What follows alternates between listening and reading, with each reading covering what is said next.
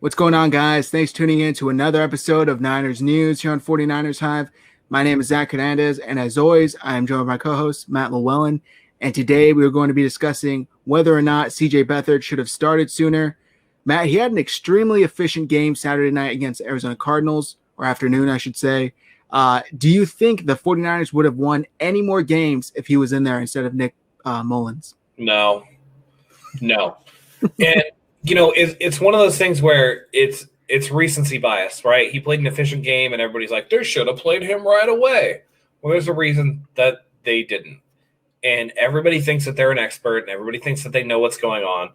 But you have to have faith in the coaching staff that they watch the practice and go, they can understand who's better at what and who gives them the best shot to win. There's no doubt in my mind that if Nick Mullins hadn't gotten hurt last week with the elbow, that he would have started, And maybe the outcome's different. Maybe they lose. But if you take away the 4 catches for 92 yards that Kittle had, which was a lot of that was George Kittle, CJ Beathard has a very pedestrian day. It's not like he was firing rockets all over the field. No. He had an efficient game, bolstered by the return of George Kittle, who was able to open up the run game, by the way, as the best run blocking tight end in football. You know what? Let me take out that qualifier. The best tight end in football. He was back. Jeff Wilson Jr. had an insane day. And so that takes the pressure off of CJ Beathard. So any quarterback can have a really good day. Ask a Gardner Minshew. Ask Blaine Gabbert, who threw a touchdown on Saturday for the Lions. I'm sorry, for the Bucs. Excuse me.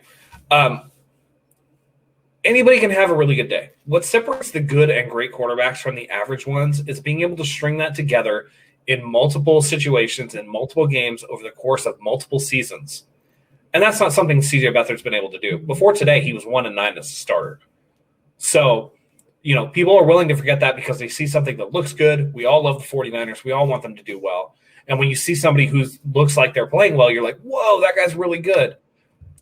Your eyes are deceiving you. It's a mirage. Like when you're out in the desert and you think you see an oasis with the palm trees, that's what CJ Beathard is right now. The shine is on him.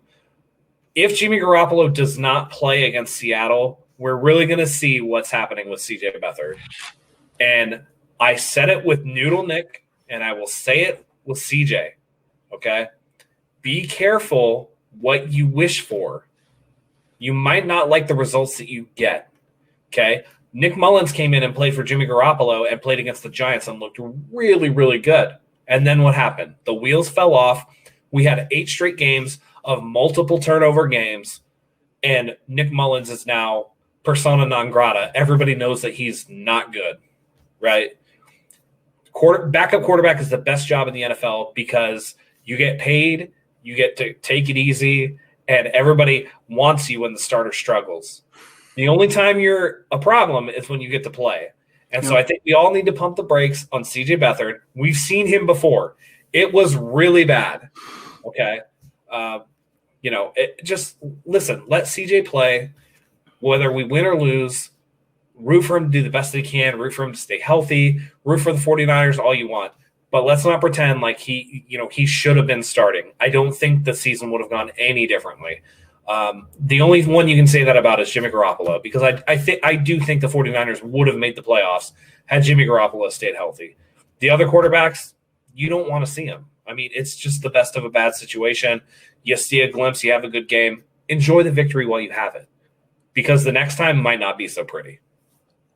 Yeah, I mean, I agree with you 100%. I don't think the outcome of the season is entirely different, maybe a game or 2 tops, and that's just because Nick Mullins forces balls into horrible windows, whereas CJ would just take the sack or throw it away.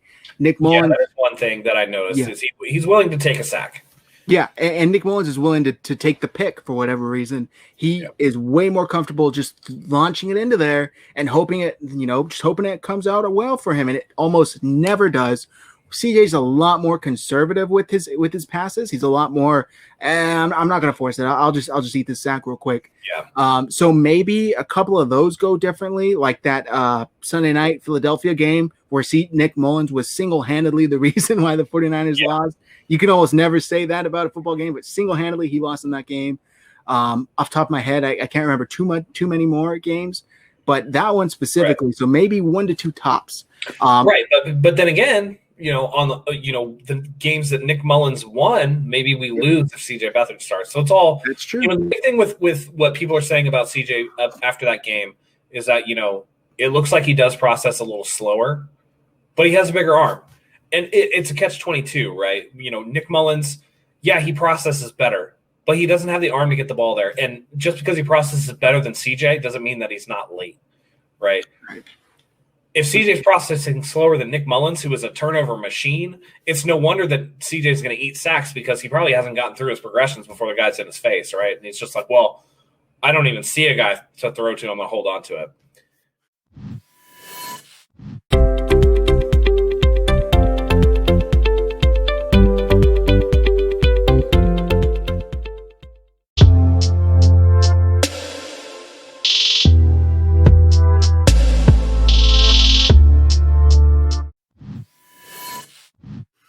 Also, CJ took a lot of punishment in that game. So, it's one of those, man, against a good team. I mean, I wouldn't be surprised if the 49ers were done by halftime against Seattle if CJ Beathard's the starter. Be careful what you wish for. CJ is not the guy. He's never been the guy. He's Shanahan's guy in terms of locker room character. Teammates love him. He seems to have a mental grasp on the offense from a whiteboard perspective, right? He can go up and he could write you all the plays and he could tell you where you need to go. Coach material because he comes from a coaching background, his grandfather and, things like that. I think his dad was a NASCAR driver, which takes mental processing as well. I feel like he's going to be a guy that's going to be, you're going to hear about him. Oh, he's the Iowa, offensive coordinator or whatever. Oh, now he's a quarterback's coach in the NFL, just like Jordan Palmer is like a quarterback guru. Mm-hmm. Jordan Palmer sucked. Yep. He was a third string guy that never played anywhere, but he's this quarterback guru. Same thing. Yep. Trent Dilfer is like a really good quarterback guy or whatever, Sometimes the perspective of less talented players, it's not because they don't know the game. It's just they can't play it. Those who can't teach. And I feel like that's what CJ's here for. And you want that guy in your locker room, but you don't want that guy on the field. That's for sure. Yeah, that's a really good point. You see a lot of these gurus or, media guys who were never really great when they are actually playing. But now that they don't have to go in there and physically get the job done, they can show you mentally and break it down on a screen or a whiteboard how it's supposed to look because they do understand that part. They just can't physically get the job done. That's why quarterbacks get paid so much because there are not 32 of them in the entire world. Sure, maybe half of them can do the reads, can get the reads down, understand how it's supposed to work. But the extra component of being able to physically do it is what makes it so rare and so difficult to find the one when you're looking for the guy to start under center for the next decade or so. So CJ, solid backup. I don't think that any team can win long-term with him, not even the best of teams. I think that this season it's probably the same, just like you said, unless Jimmy was the one that we're talking about being in there or not. Yeah, I don't think much changes. I do think, though, that it is interesting a little bit that we saw the beating and the poor play from Nick Mullins go on as long as it did without even getting a swap if they are essentially a wash as to we're going to get the same from CJ. I think a switch would have been warranted just based off of how poorly Nick Mullins was playing, just for the sake of let's just see what he's got, Do you think they waited too long or do you think it was almost like there's no point? What's the point? I think they were going to let it ride with Nick. I mean, I think it was just one of those. Again, like I said, CJ's going to be a guy that's going to make a coach. And here's the thing. Great players make terrible coaches because the game comes easy to them. And, yeah, they may work hard and they hone their craft, and that's why they're the best of the best. But look at John Elway in Denver. He's not lighting up the front office there. Look at Michael Jordan in the NBA. He's a terrible executive. But that's just because when you're so good at something and it comes naturally to you – on top of you working hard, you don't have to, the most talented player doesn't have to work quite as hard as the least talented player, right? And there's a different perspective, right? The best players are in the game. They're looking at the game. They're, the action's right in front of them. Whereas someone like CJ is going to sit off to the side and he's going to watch everything unfold from every position. He's going to watch this whole thing just kind of become this work of art. And that's why you see Even Kyle Shanahan, who was a college wide receiver at Texas, but wasn't really an especially talented player. I'm sure his dad helped him, but a lot of why he's so genius with what he does is because he spent a lot of time, not only with his dad, but at college, watching these programs and watching these plays and watching player development, all that stuff. And that's what CJ brings to the table. But as far as should they have switched Nick Mullins out for him, it wasn't going to make a difference. And, fans think that coaches purposefully try to tank or whatever. I don't think that's in the coaches aspect of it. Jed York might be like, man, we really need a really good draft pick, or maybe even a John Lynch is like a draft pick would probably be more beneficial than winning meaningless games. But Kyle Shanahan and the players, they're going for the jugular. They're going for the win. And I truly believe that Kyle Shanahan felt like Nick Mullins was the better option as far as efficient quarterback play. And you saw it with how much he let Nick Mullins throw the ball. It does, in spite of the turnovers, I feel like if CJ would have thrown the ball 40 times in a game, you would have had some turnovers. That's just the way that it is, 13 of 22 isn't exactly a sterling completion percentage, right? And with most of those coming from Kittle and the touchdown passes being short touchdown passes, I think one was a shovel pass. You had one that I think was a screen to Kyle Juszczyk. It's not like he's throwing 50-yard, 60-yard bombs, that Hail Mary last week notwithstanding. It wouldn't have made any difference. You're making the best of a bad situation, and you go with the guy who you think can win the most. But that doesn't mean that, we necessarily need to have this guy starting because, he's, the better guy now, but he's not playing well. So let's go to the third string because that'll give us the best shot. No, they know these guys inside and out. They know who is going to give them the best shot from day one. Anything else is just fans doing revisionist history and hindsight 2020. Damn it. I've been holding that in. 3, 2, 1. And on top of all of that, it took a career day from Jeff Wilson and a fantastic day from George Kittle to get this win today, and a solid game from the defense to add on top of all of that. Yeah. So Kelly Witherspoon played well. Kyler Murray played like crap. Cliff Kingsbury is an awful coach. Or excuse me, Jason Verrett had an outstanding game. Completely limited what DeAndre Hopkins could do, which was the opposite of week 1, where he went off and had a career day against the 49ers when the 49ers lost. So a lot of other players stepped up. And by the way, did Verrett miss that? I'm pretty sure Verrett missed that Cardinals game too. Yeah, he wasn't ready by then. So I think he came back week 3-ish, week 3, week 4. Yeah, week 2 or week 3, yeah.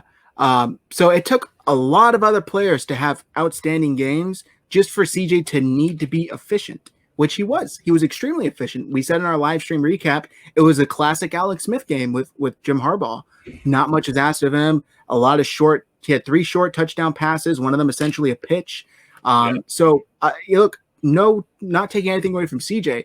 I don't think Nick Mullins would have been able to have done that today. I think that Nick Mullins likely has a turnover or 2. He's good for at least 1.5 per game, it seems like. Yeah. And with the game as close as that was on Saturday, that might have been enough to turn the game around and for the Cardinals to get that extra momentum needed to win. On the other hand, that didn't happen. Yeah. So CJ was able to lead the 49ers to victory. And I agree, because we saw Kelly Witherspoon pick off Kyler Murray in the end zone, and that completely changed the complexion where the Cardinals were driving to potentially tie the game. Mm-hmm. And it completely halted their momentum. I mean, Robbie Gould did everything he could to give Arizona the game, and bad quarterback play and good defensive play took that away. So, it is a game of inches, and maybe things might have been slightly different, but in other ways it could have been worse. So, games where the 49ers scored some points and were able to outlast an opponent, maybe they don't if it's CJ instead of Nick Mullins. So, who's to say? But I think we got to leave it there, man, because anything other than that is just guesswork at this point. Yep, and we will leave it there. So, thank you all for tuning in to another episode of Niners News here on 49ers Hive. If you guys like what you see, do us a solid, hit that subscribe button below, and like this video. Drop a comment. What do you think? Do you think the 49ers would have won all of, half of, a quarter of the games that Nick Mullins started if CJ was in his place? Can't wait to see what you guys think. Drop your comments below. Go ahead and click the bell for notifications. We love having you here. Thank you, as always, for joining us. Until next time, go Niners.